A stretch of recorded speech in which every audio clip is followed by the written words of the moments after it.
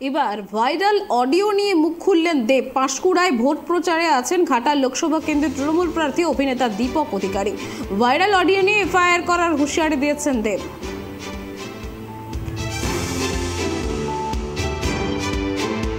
এটা কি রাজনীতি এবারে আমার মনে হচ্ছে এবারে অনেকটাই সহ্য করেছি।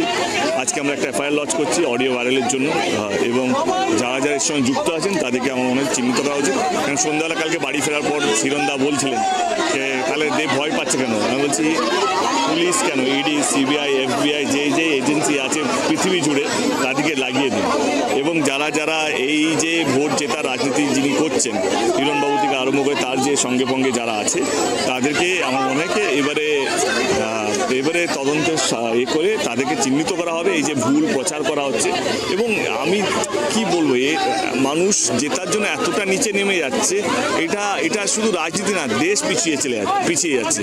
নিজে যেখানে যাচ্ছে এখানে মানুষ হচ্ছে না, তোমরা নিজেও দেখতে পাচ্ছ। শুধু উচ্চবাচ্য কথা বলছে হেডলাইনে আসার জন্য, এবং উল্টো পাল্টো ফেক অডিও ভাইরাল করছে। আমার সেটা এবারে বন্ধ হওয়া উচিত।